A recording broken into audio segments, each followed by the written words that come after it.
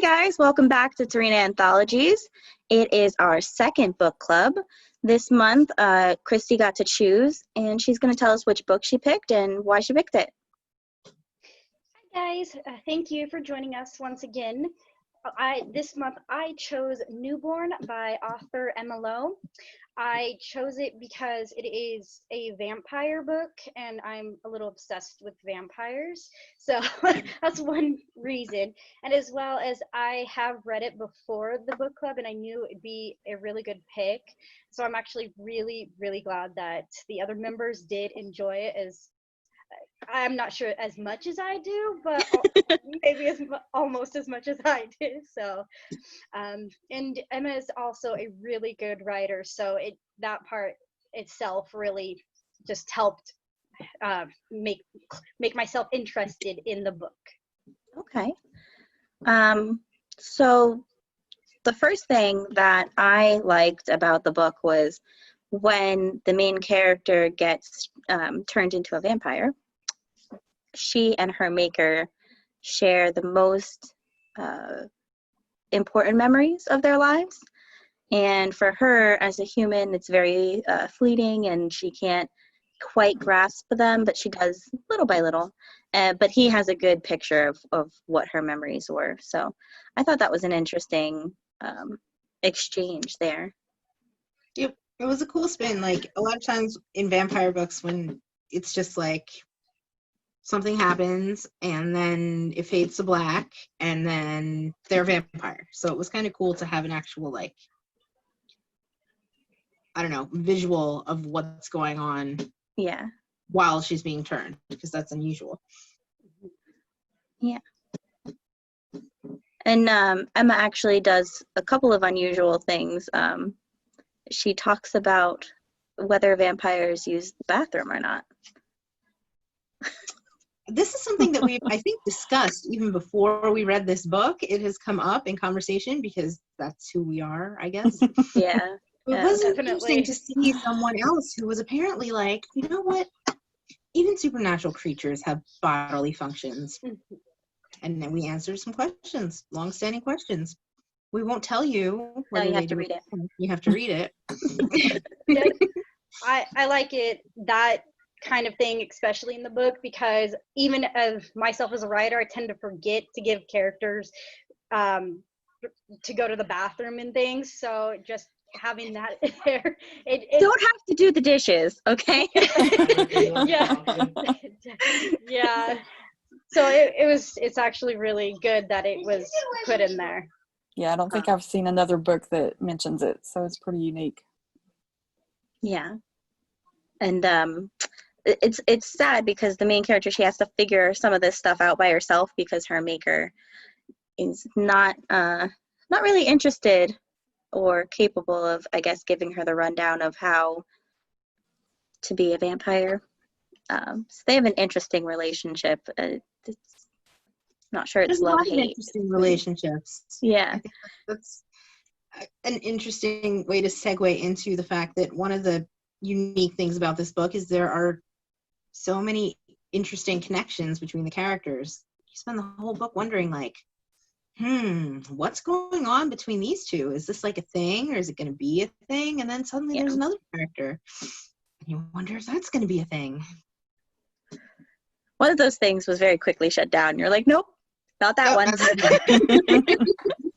Scratch that off. Yeah. But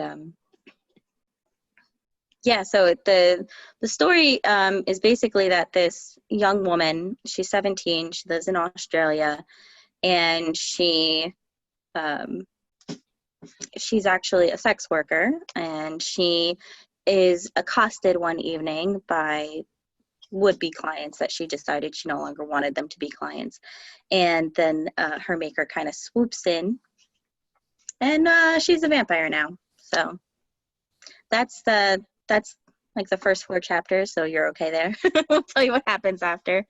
Although there is this another guy who we meet in the beginning. He shows back up. So yeah. There's some guys. There are.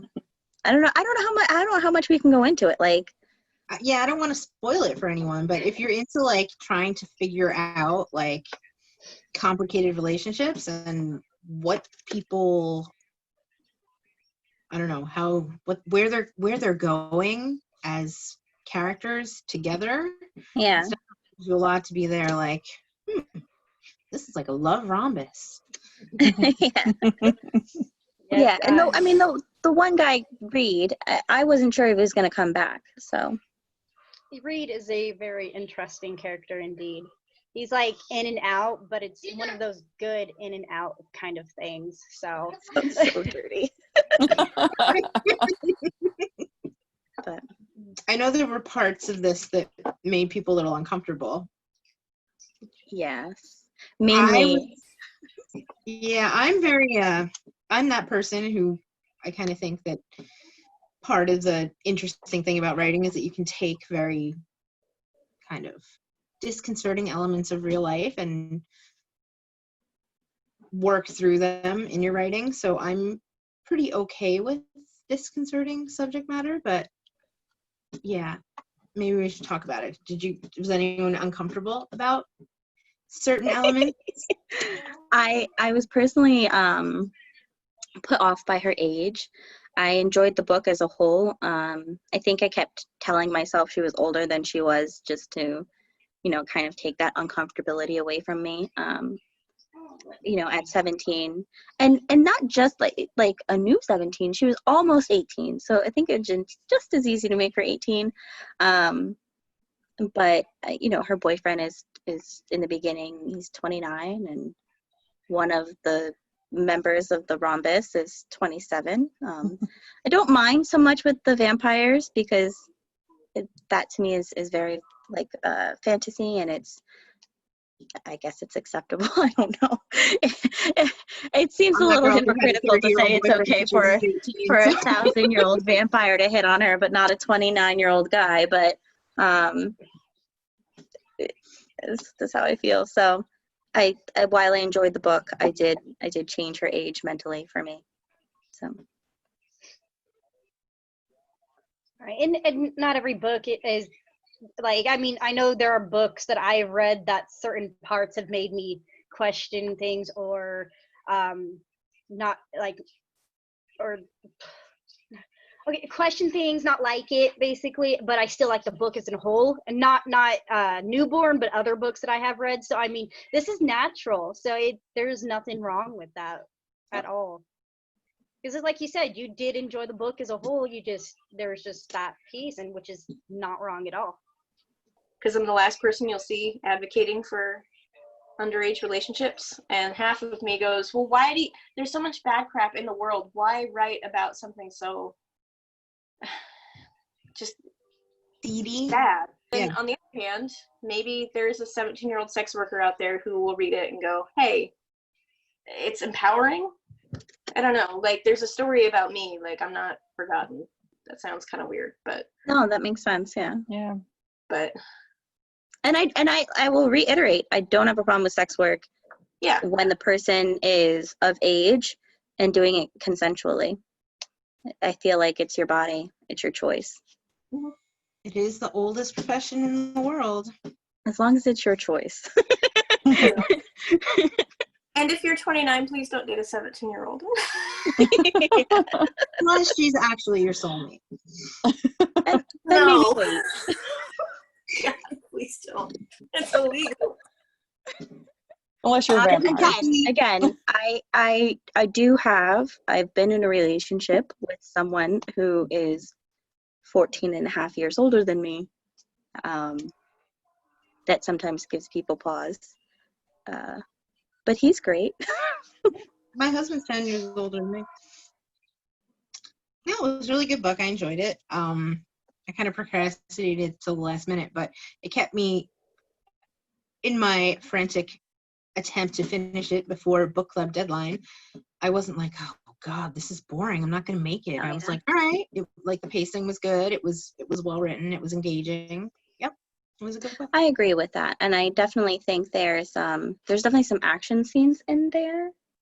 I agree that it's very engaging, and there's some really good action scenes, and she wasn't, I mean, she was kind of for it, but I'm totally for like a guy who just fought all for his friends' lives and he's covered in blood and he just wants to hit on you. I'm about that. Yes. So, Oh, the I guys liked that are part. extremely interesting. Yes. Yeah, they're very interesting. I love all the guys because the way they are written, you can actually imagine them as kind of sexy at the same time. Yes. And you know So, what, though? that, There's too many to choose from. yeah. So she should choose them all. I agree. Dear watchers, which one of us writes reverse harem romances? It's not me. Just don't like when she has to choose, unless she's choosing between Brayden and Varric, and then we just know who she should choose. But anyway, Varric. no, Varric. no, What's wrong with you, Shauna? Yeah, I see you, Shauna, with your one lowly vote. exactly. Team Varric forever, okay? You can ride the Team Varric train all by yourself. That's okay. That's okay. Me and Varric, we're fine. Exactly. She doesn't have to share. Exactly. That okay? He's all right. mine. Mm, I feel like we diverged. we have. Yeah. And so on that We note, we are digress. actually going to segue into the interview that Christy had with Emma discussing the book and Emma herself, and hopefully where you can find more of her work. Thanks for coming, guys. Bye. Bye. Thank you. Bye. Hello, everyone, and welcome to Tarina's second book club author interview. I'm Christy, for those who don't know me. You've probably seen me on the other videos, though. And today we will be talking about the book Newborn by author Emma Lowe. Hi, Emma. How are you doing? Hi, I'm really good. Good. I'm so glad to have you here and talk about Newborn. This is exciting. Yeah, no, I'm excited too. Okay, so I have a few compliments about the book that I would like to talk with you about before we get into the questions. Is that okay with you? Yeah, no, perfectly fine. Okay, so your book has like literally everything I love in it. You know, vampires, werewolves, hunters. It's just absolutely amazing, and it's even written in first person, which is I just think is also absolutely amazing because such an easy read, exciting with every book turn or page turn. I mean, I just can't get over it. And I have the second book as well, and the Origin series book number 1 all in my possession. So it's really exciting. Oh, thank you. That definitely means a lot. I'm glad you liked it. Of course, I am excited to just keep reading everything you come out with. So thank you for writing it. Yeah, well, hopefully the next books won't take too long. Oh, that's okay. I will wait as long as you need me to. So, Emma, can you tell us a little bit about yourself to start off with? Things like where you live, what do you like to do besides writing? Maybe your favorite book or author. Do you have any pets? Whatever you think is important for our viewers to know about you. Okay, well, I'm from Sydney, Australia, which you can probably tell from my accent, which I don't believe I have. I like to rescue cats. I do foster caring for the local pound. I have 2 cats and a dog. I love reading Rochelle Mead, although I don't really read as much as I wish I could. And to be honest with you, I mainly spend a lot of time just watching Netflix, even though I shouldn't. That's basically what I do, just procrastinate. That is actually really good information to know about you. Thank you for all that. Yeah, you're welcome. Okay, Emma, so before I start asking questions to pick your brain, why don't you give us a quick summary of Newborn? Okay, so Newborn basically follows a main character whose name is Helena, and she's had a really rough upbringing and lives on the streets. She sells her body to make a living, and one night when she's street walking, to put it politely, she witnesses a supernatural murder, and she's sort of swept into this whole supernatural world. So I know from stalking your Facebook page, Wattpad, and everything else I tend to follow you on, that we that you and I have a lot of the same interest, especially in regards of reading and writing. And your writing alone is what drew me to picking up your book in the first place. And the characters, though, they are what drew me into the story. And oh my god, I just absolutely love how you write your characters.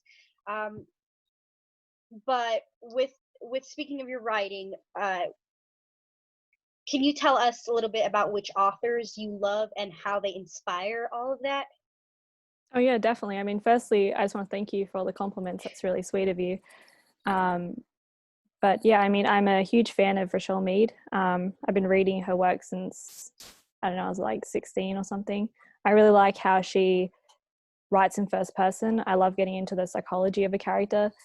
Um, my main thing is like, I find a lot of authors start with sort of like a, I don't know, fragile character, to say the least. And through the story, they become strong or, you know, find their strengths.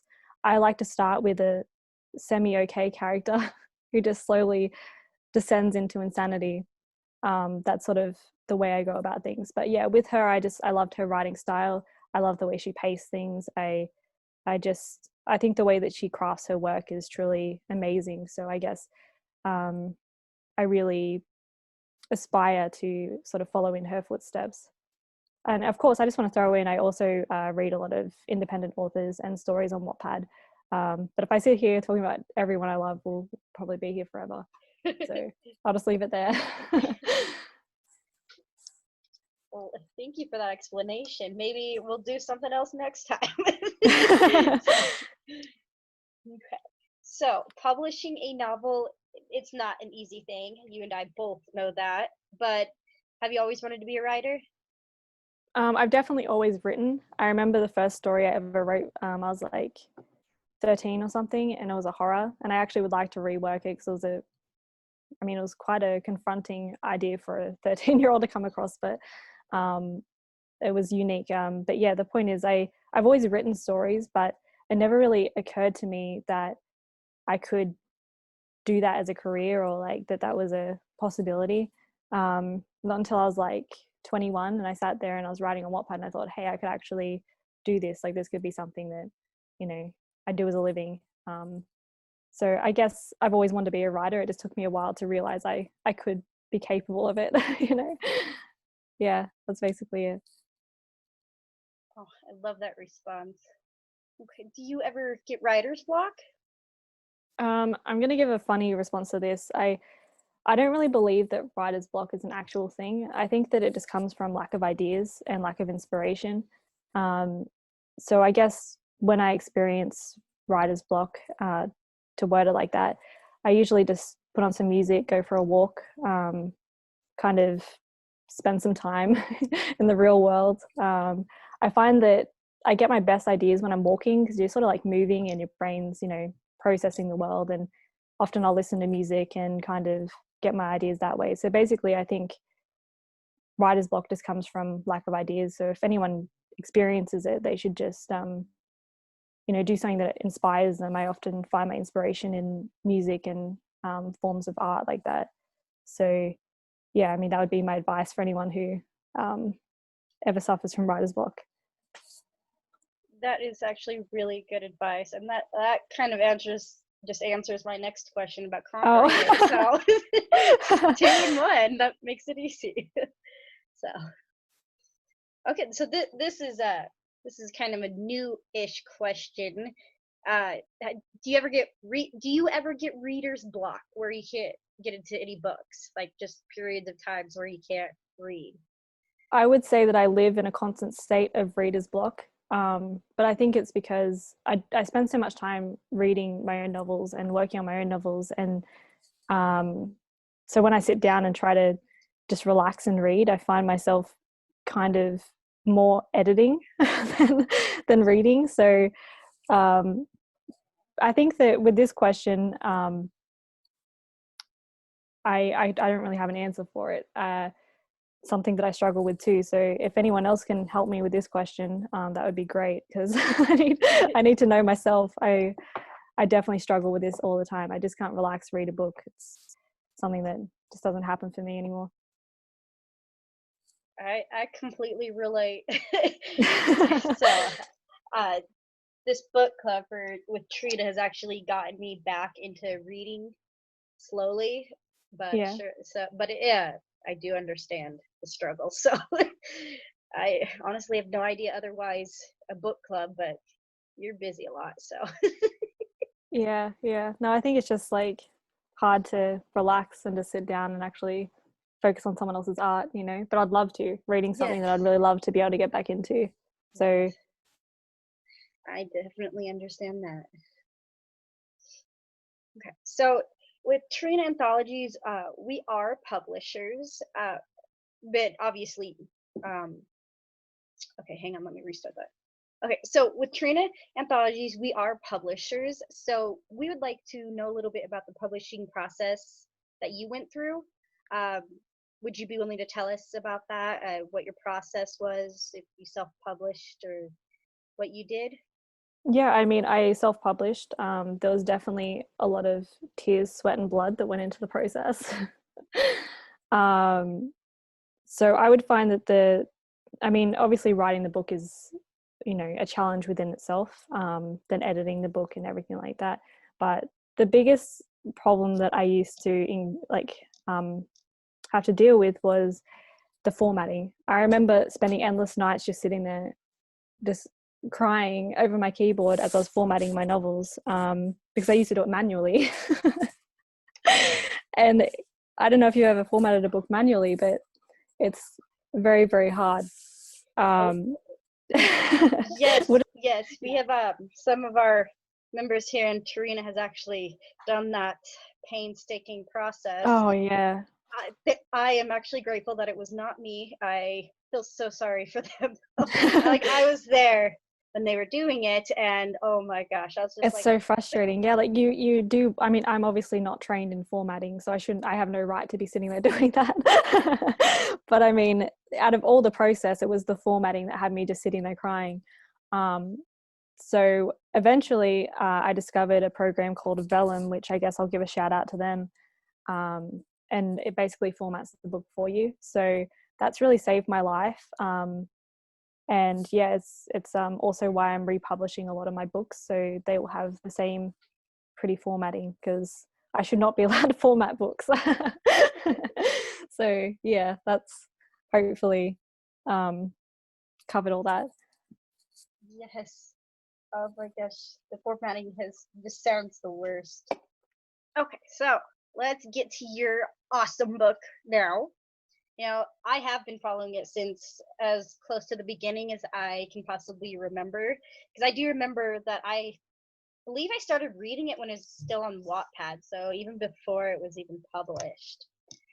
Um, is there anything special going on in regards of Newborn? You mentioned something to me the other day. Uh, anything you'd like to share? I mean, it's all up to you. Well, I mean, I'm pretty secretive about my process and what I'm working on and everything like that. But as mentioned above, now that I've got the new formatting program, Vellum, I'm planning to republish the first few books, and so they're going to have a new cover, new formatting, and there's also going to be a few little surprises within the novel, like just new little things that I've slipped into there to make it a bit more interesting. And of course, the third book is also going to be coming out at some point. The exact date is still like to be announced, but yeah, there's a lot of exciting things happening, including the spin-off series as well, which is Vampire Origins. So yeah, there's a whole bunch of stuff coming out. And Yeah. the Vampire Origins can be found on Kindle, correct? Yeah, currently it's on Kindle, but it will be published in a hard copy. Again, date to be announced, but Right. yeah, I've already written the first 5 books or something, so I'm well into it. And those books go back into the history. So they're set before Helena series. They go back into the history of Varian and Noah and how they, you know, became vampires, and everything came to be and everything. So it's very similar in a lot of ways, but it's also very different. It goes into like a little bit of like myth lore and their religions and things like that, but not in like a heavy way. It's really it's very comical and light, and they're also published as novellas, so they're a bit shorter and, you know, quick reads, which I think that you know, is nice when you're having like a cup of coffee and you just got a little short book to read, you know. Oh yes, I cannot wait for the new books. I really can't. One of the things that really grabbed me about Newborn was your intake on vampires and the world that surrounds them, because I've read a lot of vampire stories that are really so cliche lately, and yours it's literally an original take that I absolutely love. So what made you think of the creativity behind it and the twists that come along with your vampires? Oh, honestly, I'm not one of those people that sort of sit down and have a solid plan. I try to, but Darian usually just goes off and does his own thing. And then I just work around whatever he's doing. Luckily, his ideas are a bit better than mine. But yeah, I mean, it's going to sound really, I don't know, weird and lazy, but I basically just wing it, and whatever comes out, comes out. And I have a general idea that I'm meant to follow, don't get me wrong. But yeah, it's basically just all, it's a surprise to me just as much as it is to the readers, because I just sort of go in blind and the characters figure themselves out half the time. But yeah, with creating the vampires, I am a huge fan of like the classics. So I, you know, nothing against other writers and what they want to do, you know, everyone each to their own. But yeah, I didn't really want mine to sparkle or be pretty. I believe that vampires are meant to be these bloodthirsty, I don't say evil creatures, because that's sort of like perception, but you know, they're not meant to be kind. So I really wanted to capture, you know, I kind of wanted to write the villain, but from their point of view. So it doesn't even really read like they're the villain, because often the villain doesn't even know they're the villain. So yeah, I mean, I guess that's the angle I try to take. It's like a very Aries angle where I just go in all chaotic and hope for the best. Well, I love that. I really do. Speaking of your characters like Darian, how do you pick the names for them? Do you just like the names, or do you have any specific meaning behind them? Well, I definitely spend a lot of time on like baby name websites. It looks like I'm planning my firstborn or something. But yeah, like I guess I just wing it. It's sort of like put a bunch of names into a hat and pick one out. I don't remember how I came up with Noah's name. I don't know where that came from. He just always was Noah as far as I remember. But with Darian, I've always liked that name. I actually think it might have originally stemmed from my love for Sailor Moon. I can't remember because I haven't watched Sailor Moon since I was a kid, but I'm pretty sure the main person's name is Darian. So it's possible on some subconscious level that I got the name from there, but I don't know. He was just always Darian and Noah was always Noah. Helena, I think her name came from my love from My Chemical Romance, that song, Helena. I remember writing the book to that song. And there was a big debate. Originally she was going to be Helena, but I changed it to Helena like halfway through. I don't really know why. There's no reason behind it. But yes, so basically my answer is very rarely my characters' names actually have meaning. Usually it's just because I think I don't know, it's just their names. Yeah, that's I actually love that process. That is really cute. Thank you.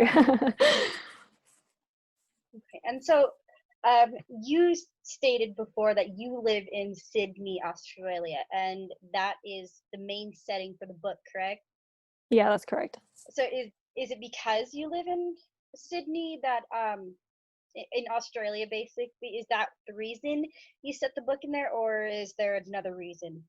Well, I mean, there's a few reasons. I think it's really important to represent, so to speak. Like, you know, I'm very proud that, you know, I'm an Australian and, you know, I'm really proud of my country. So, of course, I wanted to add those aspects into it.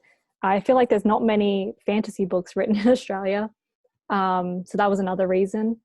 But it's also just because I I believe in writing what you know, and I haven't traveled internationally. So I didn't want to write somewhere else and get it wrong. So that was another reason. But yeah, I mean, they actually spend a very minute time in Sydney where I mentioned certain things like Vivid, which is a light show that happens in Sydney. So I try to bring things from, I don't know, our culture, so to speak. But mainly, yeah, I just think it's important to write what you know. So, you know, it's more like safer territory. But yeah, they actually spend a very small time in Sydney, and they end up spending more time in the supernatural world, which I love because I can just create whatever I want and play around. So yeah. I love that. I love that reasoning. I think personally, I kind of just randomly pick places, so I Yeah. I don't mean to. I just kind of do it. But I mean, I understand the whole not internationally um, traveling, so you kind of do want to be careful there. So I love your explanation. So Yeah, thank you. I rave about Newborn like all the time. It is literally one of my most favorite vampire stories to ever read. So I go on about it a lot, and I even own book 2, Spellbound. I personally rave about Newborn a lot because it is literally one of my most favorite vampire stories to ever get my hands on and read. I even own the second book, Spellbound, and the first Vampire Origins story is on Kindle, but I also have that as well. So I I talk about it a lot. And you mentioned before what your plans are, and I have asked you questions about those sort of things. I mean, is there anything else you want our viewers to possibly know at all? Firstly, I want to thank you for being so sweet and kind. But yeah, I guess mainly that, well, the third book in Helena, well, firstly, that I'm going to be republishing Newborn and Spellbound. And then the third book, Heartless, will also be coming out. And a whole bunch of books in Vampire Origins. I'm working on some sneaky projects that I don't know if I should say. I guess I'll say one thing. There's a spin-off series which is not really connected. Well, all of my books are written in the same multi-universe, I'll say that. And there's another spin-off series which isn't really connected to anything Helena series related, but it's sort of on its own little island in the same universe, I'll just say that. And that will be coming out soon, which is called Cat Academy. That will probably be my next thing that I release. I'm also working on Suicidal Dreams, which that was quite popular on Wattpad, so it's something that I wanted to revamp for a while, but that's not going to be coming out anytime soon. Though I get a lot of messages about that specific project, so I wanted to mention it. But yeah, my last thing that I really would like to do is turning my books into audiobooks, just so they're more accessible to, you know, various readers who like to read in the different ways. Yeah, I think that basically covers everything, hopefully. Yes, yes, I am excited to read more of your stuff. So Thank you. you're welcome. Um, I don't I don't have any more questions for you. I just want to thank you though for doing this. It's really good to be able to talk about your book and get to know you and everything like this. So Well, thank you very much for having me. I mean, it's definitely a huge compliment to, you know, be a part of all this. So thank you. yes, of course, it's exciting to have you. So um, I guess that's it for today though. So thank you so much again, Emma, and thank you everyone for joining us. And the link will be down on in the description, so click that if you'd like to get Emma's book and check out her works. She's an amazing writer, and I totally do recommend her. So thank you once again, and have a good day, everybody.